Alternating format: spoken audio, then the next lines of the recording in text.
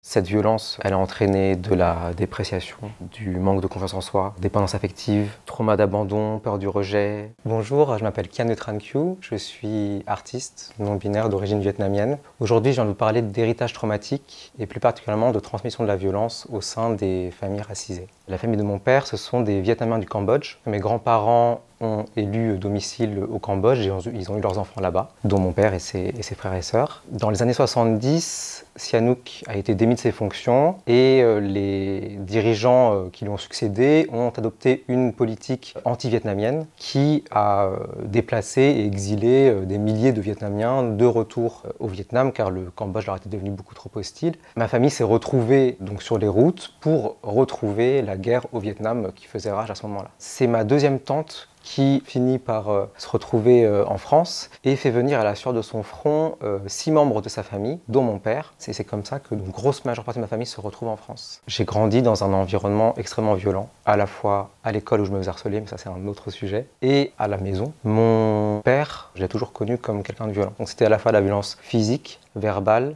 et psychologique que je subissais, mais aussi que ma mère subissait. À l'âge de 7 ans, je vois l'arrivée de mon petit frère très égoïstement comme un cadeau. Et à partir de ce moment-là, on subit cette violence à trois. Sa colère, elle pouvait être déclenchée par des choses tellement insignifiantes, comme juste une simple conversation au repas qui va tourner au vinaigre, et 2 secondes plus tard, mon père fait valser la table avec tout le dîner, et il n'y a plus que nous 4 sur les chaises. Il fallait surtout pas le contredire, c'était un énorme problème pour moi, parce que je n'ai jamais accepté sa violence. J'ai toujours compris que cette violence-là, elle était injuste. De ce fait, ce sentiment d'injustice, il nourrissait ma propre colère à moi. Je pense aussi ce qui est important à préciser, c'est que cette violence, elle n'était pas réservée qu'à mon père. Beaucoup d'individus de ma famille sont violents. Et tous mes cousins, cousines ont expérimenté et connu la violence. Il y a un épisode déterminant qui va être un pivot dans cette histoire. C'est une altercation au téléphone qui se passe pendant le premier confinement avec mon père et qui fait ressortir toute une mémoire traumatique accumulée d'année en année. À la fin de cet appel, je raccroche, mon corps tremble comme une feuille. Je fais une insomnie, je ne dors pas de la nuit. À 6h du matin, j'allume mon ordinateur et là, j'écris une lettre d'une traite de 13 pages sur la violence de mon père qui lui a adressée. Je parle des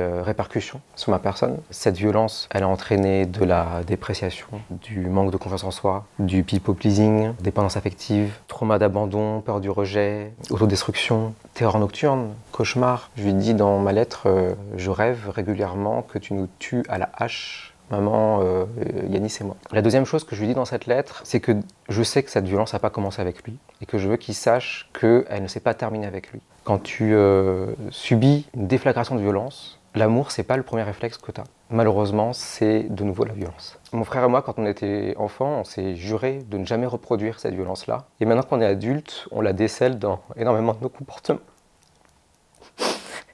Je prends l'exemple de la violence scolaire que j'ai subie. Il y a des moments où moi-même, j'avais des comportements violents envers d'autres personnes dans l'espoir, inconsciemment en fait, de déplacer la violence dont j'étais victime. Quand j'étais adolescent, adolescente, j'ai moi-même reproduit de la violence sur mon frère. Et en faisant comprendre à mon père qu'il nous avait transmis cette violence, je voulais lui faire comprendre ce schéma, il fallait le briser. Mon père lit ma lettre et le lendemain, il m'envoie le texto le plus long qu'il ait dû écrire de sa vie, où j'y trouve un concentré de tout ce que je n'aurais jamais imaginé entendre de la bouche de mon père jusque-là. Kianoé, si je me suis énervé l'autre jour, c'est que je m'inquiète pour toi. J'ai lu ta lettre. Je ne me rendais pas compte que je t'ai traumatisé à ce point. Je te demande pardon pour tout le mal que je t'ai fait. Je vous ai toujours aimé, peut-être à ma façon, et je vous aimerai toujours. Le temps passe vite, il faut qu'on essaye de profiter de chaque instant. Je souhaite de tout mon cœur que tu puisses retrouver une vie normale.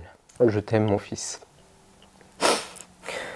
Suite à cette lettre, il y a le Noël qui suit cette lettre, on se retrouve tous les 4 en famille. Et c'est la première fois depuis la lecture de la lettre qu'on en parle de vive voix. Mon frère s'exprime beaucoup aussi. Et je me souviens, mon père sort une eau de vie à la prune, dont il sert des petits shots, il commence à servir des shots à tout le monde. Et à 2h du matin, d'un coup, il se met à raconter le Cambodge, le Vietnam, la guerre, l'exil, tout ce qu'il a vécu. Et en fait, on découvre un amoncellement de violence dont il s'est gorgé, qu'il n'a pas du tout pu adresser jusque-là. Depuis la lecture de ma lettre, il a réussi à changer cette honte et cette culpabilisation en amour. Il a compris que j'avais besoin de démonstrations verbales et affectives explicites. De ce fait, les « je t'aime », les « fais attention à toi », les « je suis fier de toi », ils fleurissent à la fois dans ses textos mais aussi à l'oral. Quand il nous dit au revoir, il va nous serrer très fort dans ses bras. Et puis c'est quelqu'un qui me supporte énormément aussi dans mon art. Il vient à toutes mes expositions, à tous les vernissages. Pourquoi je fais un lien direct entre violence coloniale et violence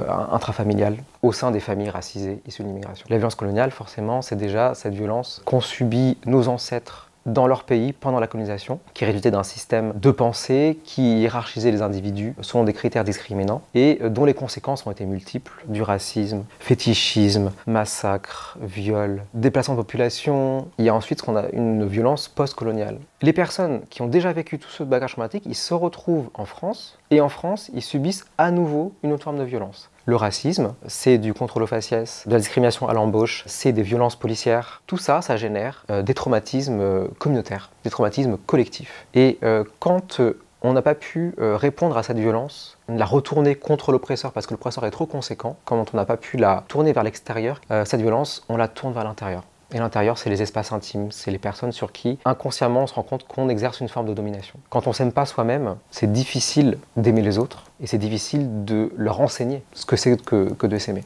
Il faut comprendre en fait ces liens de cause à effet. La France a une responsabilité sur cette transmission de la violence. La santé mentale devrait être gratuite et de qualité pour nos aînés et pour nous-mêmes, ce qui n'est pas le cas aujourd'hui. Moi, je pense que notre génération vraiment est celle qui va multiplier les efforts pour briser ces malédictions. Moi, je ne suis pas du tout la première personne à faire ce que j'ai fait avec mon père. Je pense qu'il y a une libération de la parole qui s'opère énormément, notamment sur les réseaux sociaux. S'il y a quelque chose de positif à ressortir aussi du fait d'être né dans un contexte occidental, c'est que on a cet espace-là pour réfléchir à ce que nos parents n'ont pas réussi à réfléchir de leur côté.